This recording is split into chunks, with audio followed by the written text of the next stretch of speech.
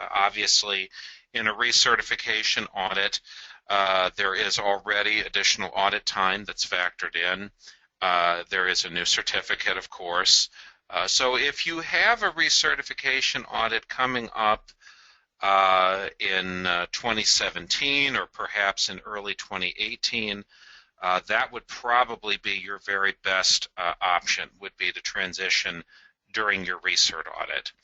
However, we do recognize that for some of our clients, it's going to be necessary to transition as part of a surveillance audit. Perhaps you had a recertification in 2015. Perhaps you had a recertification coming this year in 2016, and you're not quite ready to transition just yet. We will offer transitioning as part of a surveillance audit for those types of situations. Whether it is done over an annual surveillance audit or a semi-annual surveillance audit. Now, if you happen to be in a semi-annual surveillance arrangement, what we are recommending is that you have the transition done in a single step. Again, we will accommodate you if you wish it to be done over 2 consecutive semi-annual surveillances, but the intent is that it's all done in a single year, preferably in 1 step. In both the annual and semi-annual surveillance audit situations, it is going to be a little bit of additional audit time, depending on the size of your organization. And in both cases, what you'll be getting is a revision to your certificate. So let's say, for example, that you had a recertification audit last year in 2015. You have, at this point, hopefully received a certificate, and you'll note that the certificate says September 2018 for the expiration. What would happen, and again, for purpose of this explanation, let's say that the audit was done and the cert was issued in December of 2015. So it's not a full 3-year cycle. When you complete your transition audit over the surveillance, you would receive an amended certificate, and it would then still reflect December of 2015 for the issuance, but it would now reflect the full 3-year period, December 2018, for the expiry. So again, we are definitely want to accommodate you and ensure that you are transitioning when you feel that you are ready, but we are definitely encouraging people to do it as part of the recertification audit. Okay, in terms of the projected amount of additional time that's going to be needed, we prepared a special grid to help us calculate the amount of time that was going to be needed. Now, the full measure of detail is confidential, but we can confirm the following details. For the average size company, if they choose to transition over a surveillance audit, they're going to be looking at an additional half day of audit time, of additional audit time. Now again, if you choose to transition as part of a recertification audit, this half day of additional audit time does not factor, because there's already additional audit time added for the recertification process. Now, there are some companies that are going to be able to transition with no added audit time, regardless if they're doing it at surveillance or recertification. You will be advised on a case-by-case basis by your scheduler what situation applies to your organization. Now, in terms of the new audit content, we did a deep dive examination of the standard, and we figured out, okay, what's really new in this standard, and how are we going to approach the auditing of these new requirements. So I've got several slides here that we're going to go over that will address what's new and how will these new items be audited. starting with 4.1 and 4.2. 4.1 and 4.2 are very much related clauses, and they both talk about very high-level items. Is there a process to determine, monitor, and review external and internal issues that are relevant to purpose and strategic direction? This is a very high-level quality system establishment activity. And it's not entirely fair to call this a new requirement. I think it would be fair to say that knowing what your issues are is something that's been part of the standard since it was first published. But we're calling it out mostly because it's the first time that it's been placed in the standard in such a specific way. And it ties in, as I said, with 4.2. 4.2 talks about, have you determined who your interested parties are? And again, this is right at the front end. And we call this out, again, because the term is new. Interested parties is new, but the idea is not. And in our other webinar, Preparing for Successful Transition, we talk about, well, who is an interested party? Customers, suppliers, the employees of the company, and so forth. So taking these two clauses together, 4.1 and 4.2, we are anticipating that this will be an item that will require some discussion with management. It'll be looked at as a high-level item. It's not going to require a great deal of additional audit time, but these are concepts that need to be acknowledged. So again, reviewing documentation, interviewing leadership, these are the likely approaches to these two clauses. 4.2 then continues, and again, this just kind of amplifies the requirement here. Do we have a way to get information about what our interested parties need, what their requirements are? And again, we've already kind of covered the discussion on that. Now, 4.3 is an interesting clause. It is a kind of a revision, if you will, to the whole idea in 9001-2008 on quality manual. Of course, there is no requirement for a quality manual in 9001-2015, but you do have to have a defined scope. You have to have it, as they say, as maintained documented information. And they've added some interesting clarifiers to the scope. And what they've said is, can we confirm that the scope is accurate? Is it appropriate? Is it does it take into account what the internal and external issues are, and input from interested parties? And can we say that it's reflective of the products and services of the organization? Now, I would project that every scope statement I've looked at in my career meets these criteria, but the criteria are now more specifically being called out. So do you have to look at your scope statement any differently now than you did before? Probably not, but just be cognizant, be aware that these requirements are here.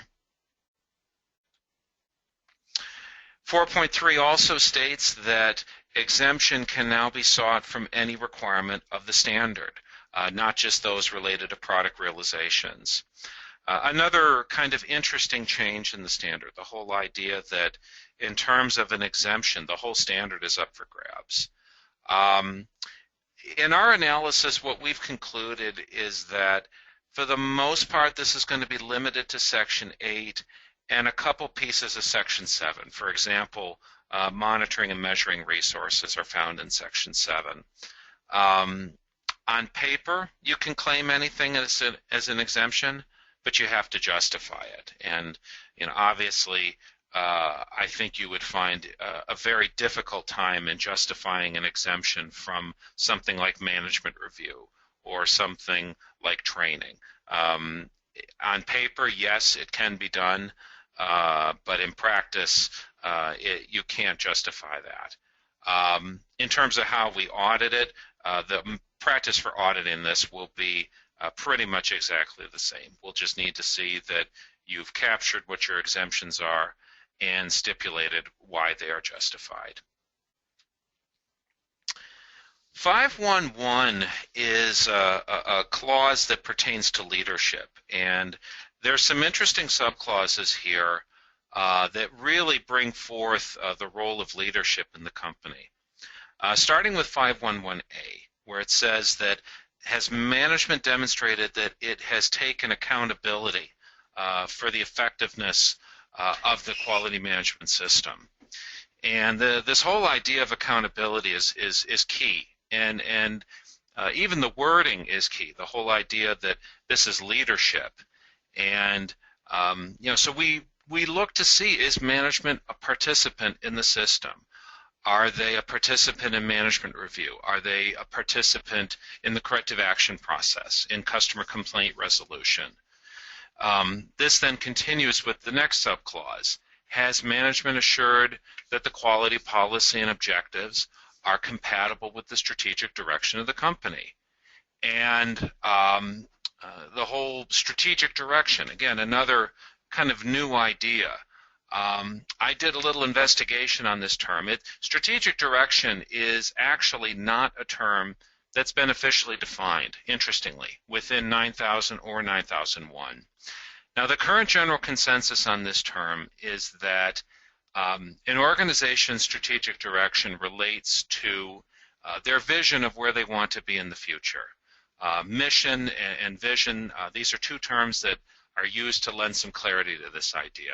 And the idea is that the quality system, the organization's quality system, and in particular the goals that have been developed for it, should contribute to the achievement of the larger mission of the organization. And so how are we going to assess this as auditors? We'll be looking at, again, management review, at business plans, at operational memos, at your goals, at your objectives, and how you track them, and how are these things compatible with the larger vision that the organization has for itself. And then 511C, has management assured that the quality system requirements have been integrated into business processes? Now, in the past, accounting and those types of areas, these were considered hands-off. Now, I would say that for the most part, we're still going to be taking the attitude that we're not going to dig into your accounting practices. We're not going to ask to see those types of real sensitive items. But we are going to expect that, as the requirement says, that the quality management system requirements have been integrated. So how might that manifest? You can think of document control. You can think of retention of records, ease of retrievability of records, competency for the participating staff, and so forth. These are some ideas that we have on how those two worlds are going to kind of cross paths.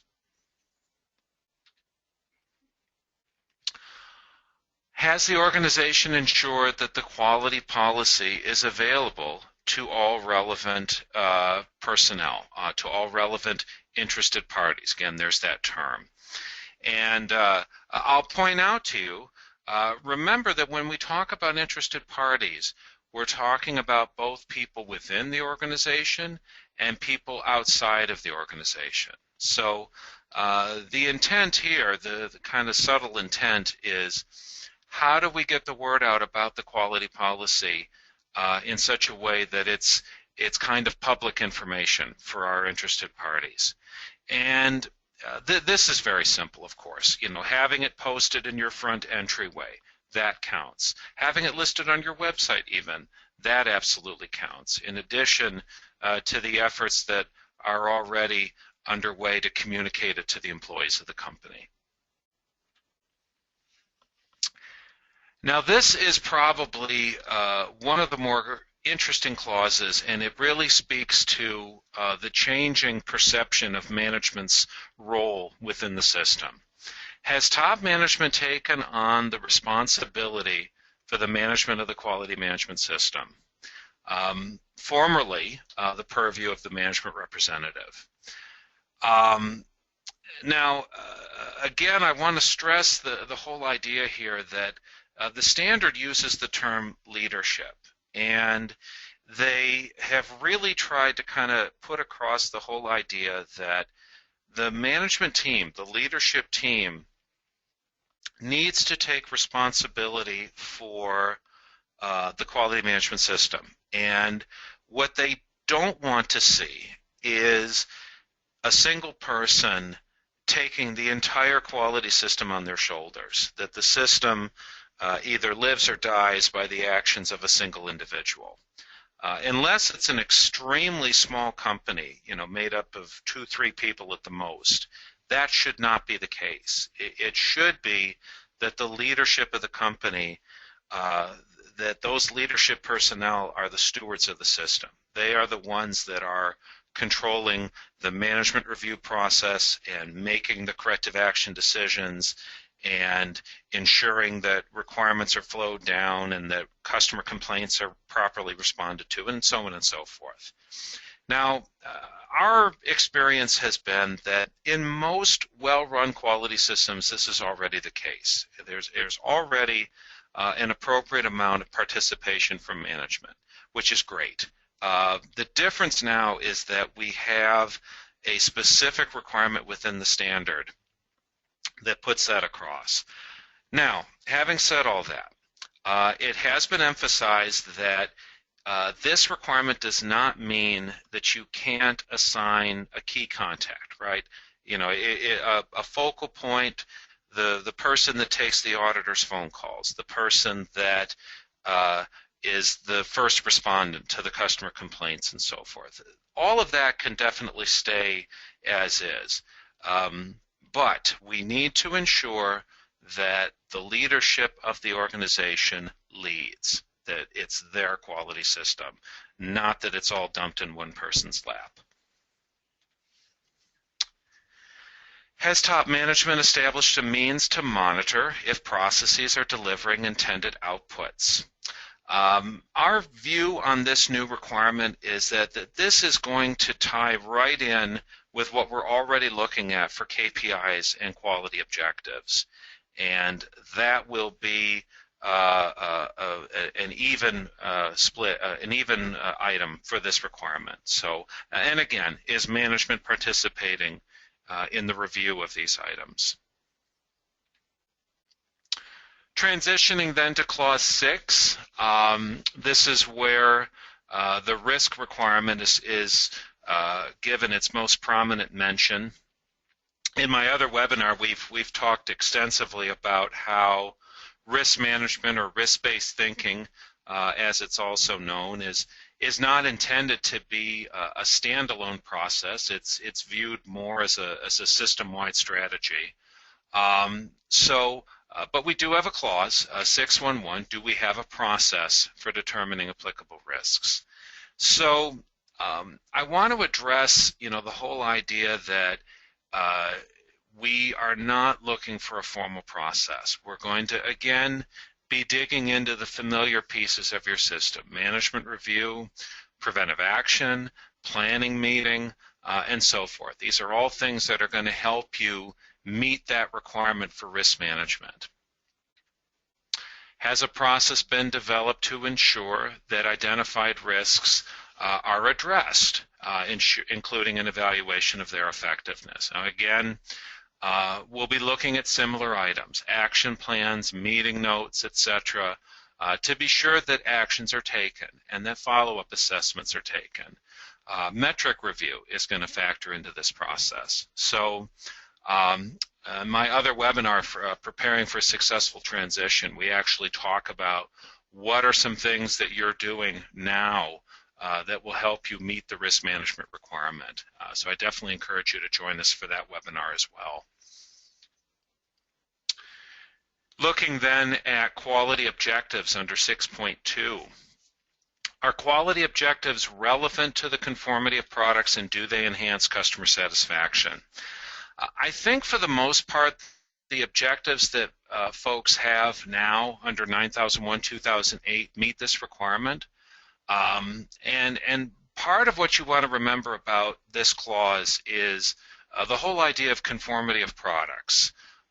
Remember that it's a wide field in terms of what constitutes product or service. So what they're reaching for here more than anything is, can you show that your objectives are meaningful? I mean, that's really what we're going for with objectives. Are they meaningful? Do they reflect in the best way possible the efforts that you've taken within your system, and that your processes are effective? All the way up to taking care of the needs of interested parties, kind of to tie that back. Now, in terms of how are we going to audit this, the same way we always have. We'll be looking at quality objectives. We'll be looking to see that they're documented in some way, that they're tracked. For a lot of companies, this is, again, tied into management review. 622 says, have we analyzed quality objectives to ensure that we've assigned resources, that we know who our responsible parties are, that we've got a timeline, and determined what our evaluation practices are going to be. Our current assessment methods, again, will be utilized. We've just got kind of an expanded view of what the required information is going to be. 7.1.6 introduces the idea of organizational knowledge, and I want to make sure that I take a few minutes to kind of share some thoughts with you on this. First of all, the requirement says, do we have a process to ensure that organizational knowledge is maintained and available? Organizational knowledge, what I want you to kind of understand this item as, it's knowledge that is specific to the organization gained through experience. And think about if you have somebody that has done a task or a series of tasks, and they've been doing it for 25 years. They know all the ins and outs of their activity and how to do it right, and could probably do it in their sleep, right? So if that person stops coming to work one day, if they leave, if they retire, and so forth, everything that they know about their task goes with them. So what this clause is saying is, you should have a process in place to capture that organizational knowledge as much as possible. So how do we do that? Well, we can examine the development of training methods. We can talk about developing documentation, work instructions, production controls, etc. Enhancing our quality controls. Now, does this mean that if a person quits and we lose everything that they know, that your auditors are going to come in and write an NCR? No. But the expectation is going to be that we're looking at these types of circumstances. Now, additionally, second bullet here, you are going to be expected to learn from past mistakes and improve your processes. This is risk-based thinking. Now, the most obvious tie-in to what you might already be doing is corrective action, right? Corrective action is all about learning from the past and ensuring that we don't let mistakes recur. So, again, when we have a need to maintain organizational knowledge, what did we learn from this situation? What have we learned from years and years and years of doing this process? How do we capture that? How do we ensure that that's maintained and made available?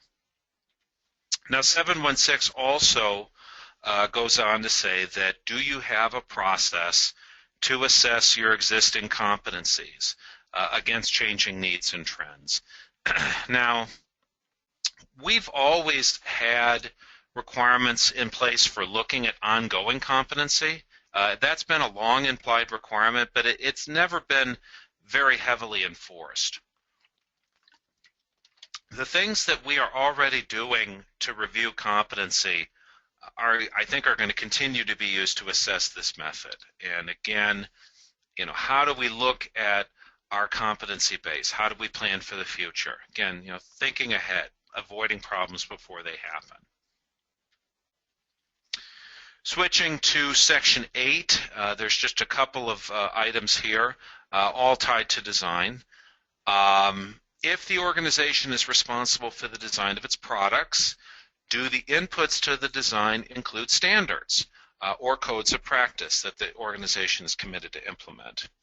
Now, in terms of how we're going to assess this, the auditing methods will be exactly the same. Most auditors, myself included, we pretty much go with an interview/record review process.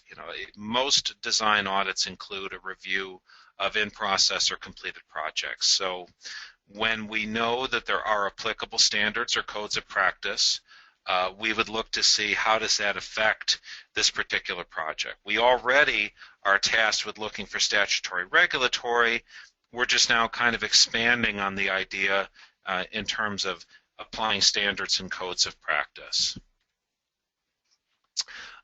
Additionally, in the field of design, if you are responsible for the design of your products, do the design inputs include the consideration of potential consequences from failure due to the nature of products or services? Now, our feeling on this requirement is that this is going to be of limited applicability. For the most part, a lot of the companies that are design responsible, what we have found is that they're designing a piece of a much larger product or a much larger project. So, how far ahead can they look to see how this is going to impact, in terms of failure and so forth? So those considerations will absolutely be taken into account when we're auditing this clause.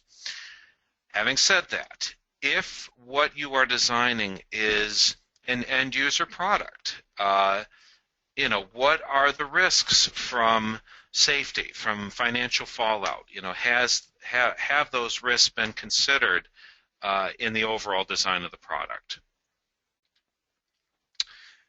Section 8 also has within it some revised requirements pertaining to external providers. External provider, of course, is the new term that's been applied to suppliers as well as subcontractors and so forth. And the new requirement here is, have we established a method to communicate intent in control and monitoring?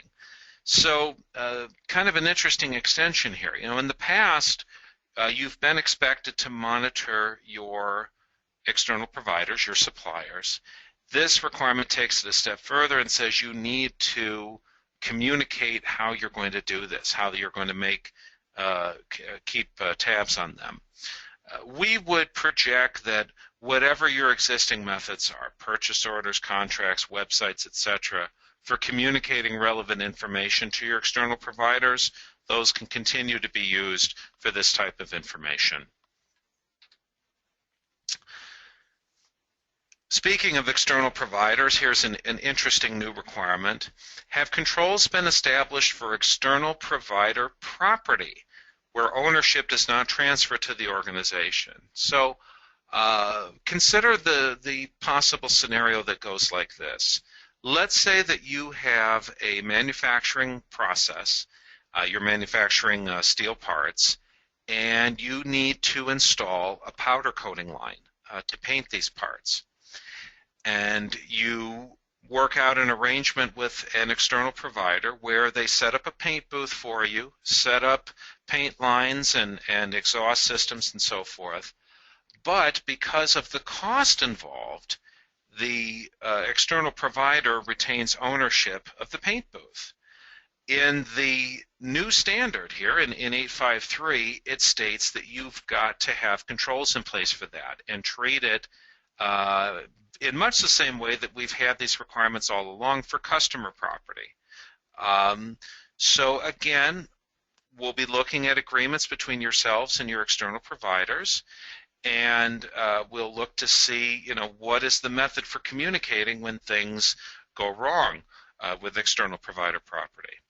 Now, having said that, again, we don't see this as having a huge footprint for our client base, but we do need to be cognizant of the requirement.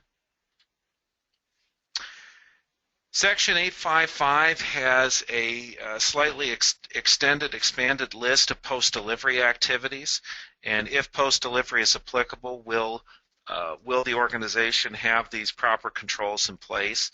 Again, we already have methods in place for reviewing contractual and planning processes. We just need to extend those to include these new activities. Under 856, we have some requirements related to unplanned changes. Do we have a process for responding to unplanned changes in such a way that the conformity with requirements is maintained? Our view on this is that for the most part, this is going to be tied to corrective actions and customer complaint resolution. These will be the methods that will be used to assess how do we respond to unplanned changes. And then 856 continues, do we have a method to document what happened with those changes and who authorized it and what were the actions arising from the change? Again, customer complaint resolution, corrective action process, and so forth, the likely candidates for this.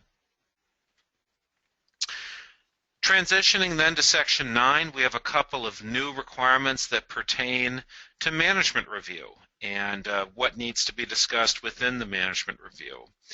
And we'll go through these kind of quick. In 932B, it indicates that your management review has to include a discussion of internal and external issues.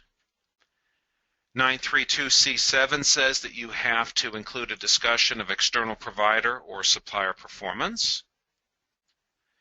And 932E says that you have to include an assessment of risk management. Now, in terms of how we're going to audit this, this is going to be exactly the same as it's always been. We do have a portion of our audit report that is dedicated to the management review activity. We're just going to have some additional data points pertaining to did we include discussion on these items. We'll be looking to see that they've been assessed. That's it for additional requirements, new requirements. Let's talk a little bit about how the audit of the standard is going to differ and be distinct from the audit of 9001-2008. Our analysis has concluded that for the most part, the difference in the actual audit is going to be minimal, and from your perspective, it's going to be manageable. There are four key differences. Obviously, the impact of risk-based thinking requirements being at the top of the list. They've eliminated previously required documentation, things like quality manuals and so forth. The whole idea of interested parties, and the expanded role of leadership, the whole elimination of a management representative and the expectations on leadership. So speaking of leadership, what we've done to address the new requirements pertaining to leadership, we have expanded the portion of the audit that discusses, that includes a discussion with leadership. Our audit report now has several targeted questions that our auditors will be expected to ask the management team. We're anticipating that for the average company, the average audit scenario, this is probably going to be a 30-minute discussion between the auditor and the leadership team. We've also tweaked our report just a bit to direct the auditors to ensure that the leadership is directly involved in the management of the system and that it's not been all put on one person's shoulders. We've also added a targeted review of risk management. Now, again, we are not expecting a formal process, but the auditor is going to be asking about it. What are you doing to meet the risk management requirement? Many of the things that you're already doing under 9001-2008 will help you meet this requirement: preventive action, competency planning, reviewing requirements, etc. We have told our auditors not to have any preconceived expectations for documentation. The standard, the 9001-2015 standard, does not require procedures, does not require a quality manual. So it means that as auditors, we can't demand any of those items. However, we have also told our auditors that if an organization chooses to have a procedure for one or more topics, the content of that procedure is considered relevant audit criteria. So if your procedure if you happen to have a procedure for management review and it says that you will have a management review every month and you don't have management reviews every month, we can cite you against that procedure. But the procedure is not required in the first place. Now, additionally, there is a new version of the 17021 standard. That is the standard that PJR has to be compliant to be an accredited registrar. And one of the things that was brought out in our review of that standard is that as auditors, we have to be looking at statutory and regulatory requirements. And so we have tweaked the audit report to include a special section for this purpose. Now, in terms of how will an audit be the same, the most important thing that's going to stay the same is that we will be auditing your processes. It's important to remember that element-based audits were obsolete 15 years ago, and PJR completed its transition to process-based auditing over 13 years ago. So we're not supposed to go in and start asking, well, what's your process for external providers? What's your process for non-conforming output control? We're supposed to speak your language. We're supposed to audit your processes. And that was true under 9001-2008, and it's obviously still very much true under 9001-2015. And the methods of audit are going to be the same. We still observe, we still review documented information, we still interview people. All of the things that we do to learn about a process, looking at evidence of the process, and so forth, none of that changes. We still expect that you as an organization will demonstrate that the requirements of the standard have been addressed through your processes, the ones that you've established. In conclusion, we are ready to ensure that your organization has a smooth transition to 9001-2015. We feel very confident that for the majority of our clients, this is going to be a smooth transition with minimal difference from past assessments, and that the new standard has a host of benefits. I would invite you to tune in for one of our other webinars. I mentioned the ISO 9001-2015 Preparing for a Successful Transition webinar. That's given once a month. It's an overview of the development of the standard. We take a look at the transition timeline, the format and layout of the standard. We've got some common questions that have been asked and some answers to those questions. Additionally, we have a newer webinar called The Interaction of Processes and Its Importance to a Successful Audit. That's also shown once a month. It explores the crucial topic of processes and how to correctly understand them. We definitely want to keep in touch with you, and we invite you to visit our website at www.pjr.com. At the bottom of the page, there's a space where you can add your email address and click subscribe, and you'll get all kinds of automated messages on webinars that are coming up and industry updates and other points of helpful information. Okay, I do thank everyone for their time today. I'm going to go ahead and grab the question dashboard here and see what kind of questions we've got today. Okay.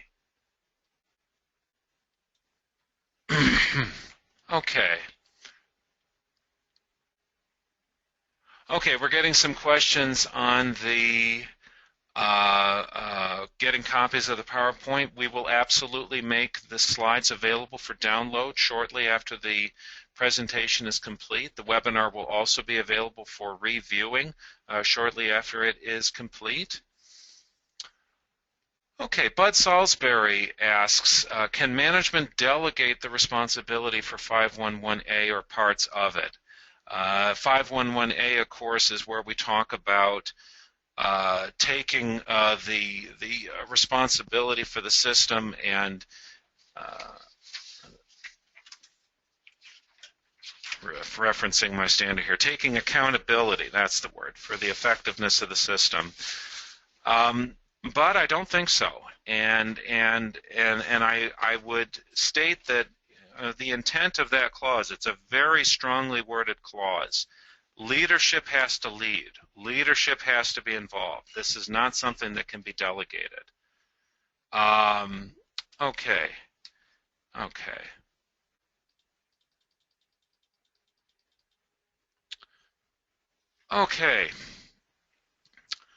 Bud Salisbury also says, can we define risk management?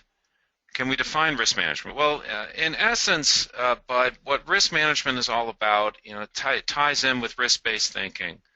Think in terms of avoiding issues before they happen, and thinking critically about what are the potential pitfalls of decisions that are made. That's the larger picture of risk management and risk-based thinking.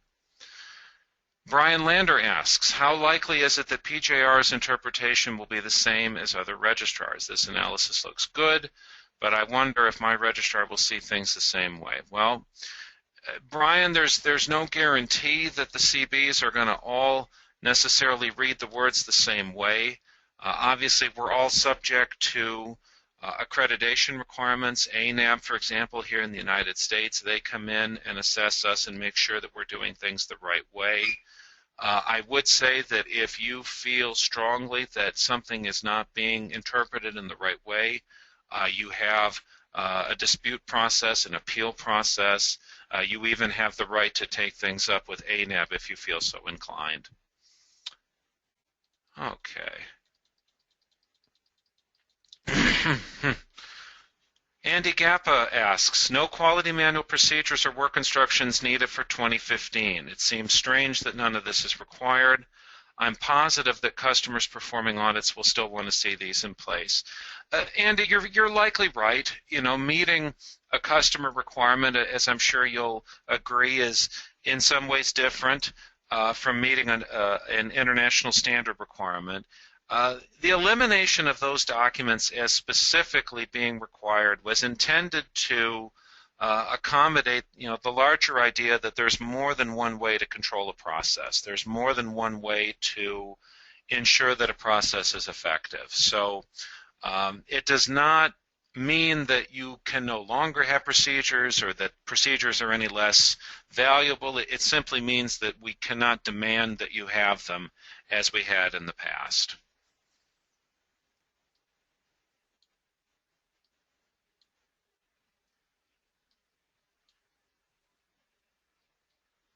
Okay, Catherine Empson asks, what is the number of staffer sites for an average company so we can compare? Catherine, again, in terms of the actual numbers and when the additional audit time kicks in, that information is confidential, but you can definitely get that from your scheduler for your specific situation.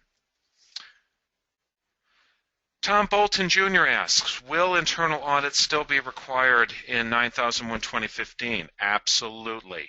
Clause 9.2 is the requirement for internal audits, and a reading of it shows the requirement to be very, very similar to the requirement under 9001 2008. Okay. Daniel G. asks, on 611 and 612, is it acceptable to use FEMA management to cover risk? Daniel, we've actually had a few of these types of questions in the past. Excuse me. And FEMA is certainly an approach that can be used, but what you want to bear in mind is that FEMA traditionally is associated with production only. And the larger idea with risk-based thinking is that you want to incorporate risk-based thinking into more than just your production. It's supposed to impact the system at large. So can FEMA be used? Yes. But the expectation is that risk-based thinking is something that's going to impact your whole quality system. Andy Gappa asks, are preventive actions no longer needed? Interesting question. Are they specifically required? No, they are no longer specifically required. However, we feel that an effective preventive action program can be a part of a larger strategy for preventive action.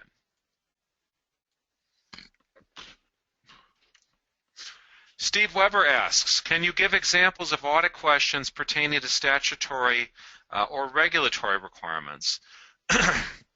Well, Steve, it's going to vary a great deal from one organization to the next. In terms of identifying applicable requirements, one of the primary things that auditors are instructed to do is to look at what are the arrangements that the organization has with its customers, for example. What is spelled out in the contracts? What is spelled out in the purchase orders? Are we required to, for example, be compliant to a packaging requirement? Are we expected to use certain types of freight requirements? There are some industries where you're required to use treated pallets because of where the product's going or what type of product is being used. These are all possibilities, but it's going to vary from situation to situation. Susan Bowman asks, has PJR started auditing to 2015? If not, when is it expected? Susan, we are absolutely auditing to ISO 9001 2015, and we can accommodate a 2015 audit for you if that is what you need. John Schnellbacher, I do hope I'm pronouncing that right, asks, will we be required to formally identify and maintain in writing who our interested parties are? No. John, essentially the requirement says that you need to be aware of who they are, you need to be aware of their requirements, but a formal list is not required. Okay.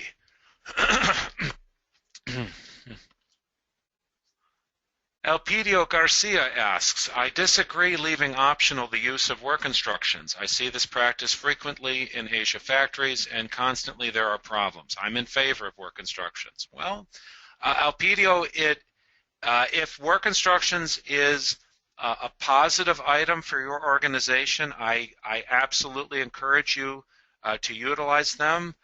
The standard merely says that you have to ensure that processes are controlled. Patrick Hughes states, I see little in the new standard that was not implied in the old one. Risk assessment results and quality objectives was also present. I agree. I wholeheartedly agree. I think there's a lot of what's being stated now, as you say, was implied. I concur. Okay, Hilda Reyes asks, when will the new standard be published? Where can it be purchased? It was published in September of last year. It is available from the ISO website, www.iso.org. Randy Beck asks, is there a resource somewhere that correlates the 2008 sections to the 2015 clauses? Absolutely. At www.pjr.com, right on our homepage, we have a slide, a presentation that does a comparison between the two standards. Free for you to use, Randy. Faridun Shakiri asks, what is the relation between the concept of preventive action and risk-based thinking? Interesting question, Faridun. Essentially, preventive action is, it's an activity that relates to avoiding potential problems. and it was, it's a requirement under 9001-2008.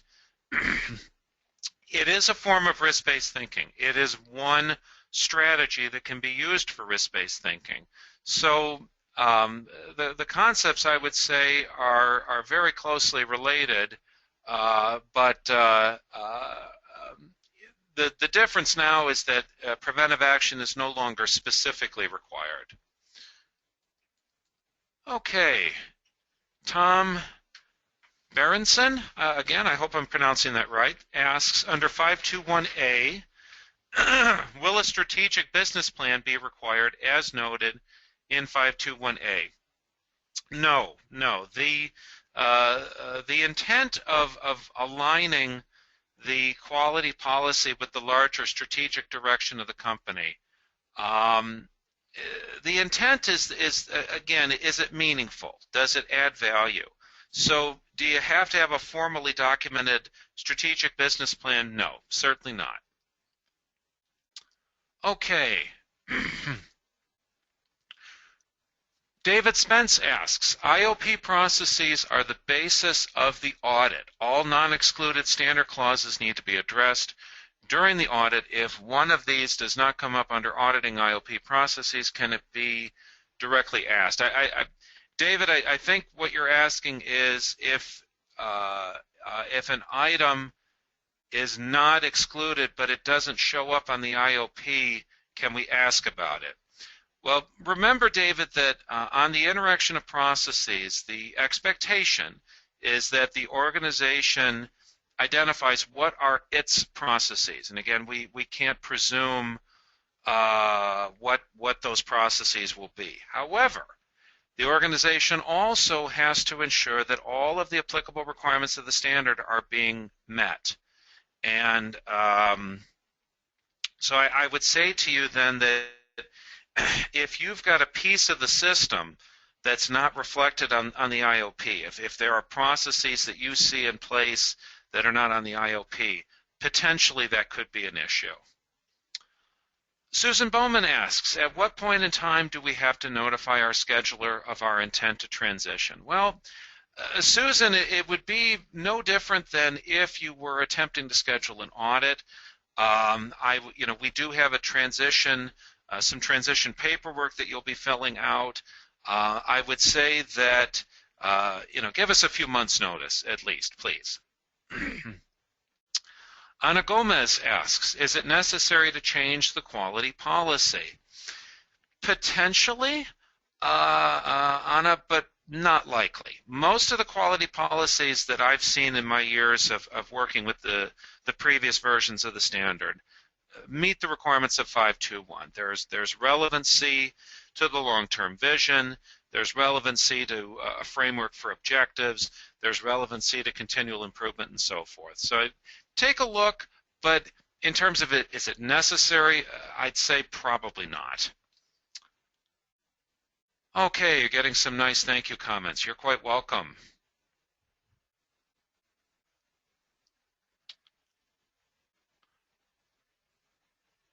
Okay. Any other questions I can help with today? Okay. Neil, asks, if there is no requirement for a quality manual, what about what we refer to as our procedures manual? No requirement for either. In terms of documenting with the IOP, interesting question. We do, again, you are required to identify what your processes are and how they interact. And PJR, for its part, we are using 4.4.2 A and B, where it says that you need to maintain documented information to support the operation of your processes. That is being used partially as justification for requiring that the IOP be documented. It is definitely going to be PJR's policy that the processes be named and the interaction be defined. Okay. Elpidio Garcia asks, are we getting a training record for the webinars? I'm afraid not. We do not have training records for the webinar. Okay. Okay, list of questions for top management. Bill Blaisdell is asking, list of questions. Bill, the slides that we've just reviewed will be available for download shortly. Okay. Okay, I want to thank everyone for your time. Have a wonderful day.